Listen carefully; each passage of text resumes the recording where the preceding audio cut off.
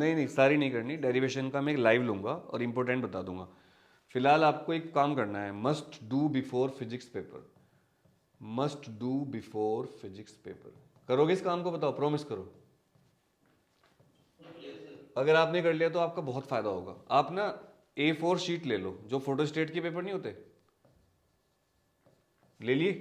कितनी शीट लोगे? आपके 15 चैप्टर हैं तो आप 15 चैप्टर से डबल शीट ले लो, 30 शीट। तो आप ये खरीद के ले आओ, अगर घर पे नहीं है 30 शीट ले लो आप। 15 चैप्टर है, 30 शीट ले लो।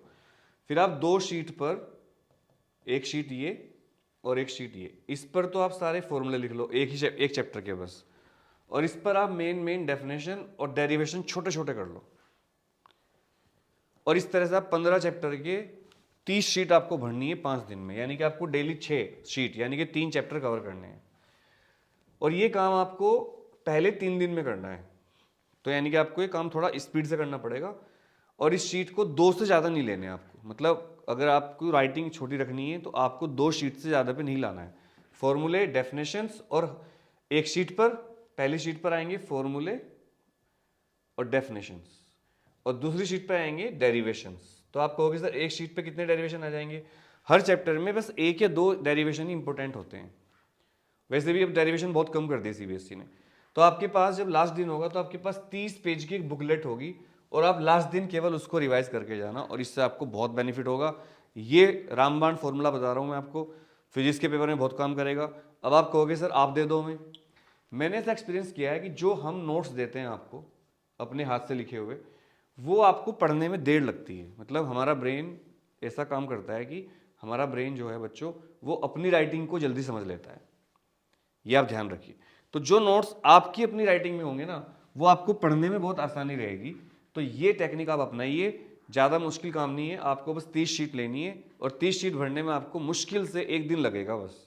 आज तो शीट इकट्ठी कर लो, एक फ्रेमवर्क बना लो, और कल आप ये काम कर दो पूरा, और फिर देखो आपके मजे कितने आएंगे इससे।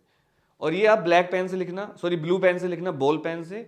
और पेज को इस तरह करना, देखो एक पेज लेना, उसके 2 हिस्से कर लेना, ऐसे स्केल से, पेंसिल से लाइन खींच देना, और इधर भी लिखना और इधर भी लिखना, और हर के बाद लाइन खींचते चले जाना, एक चीज के बाद ऐसे।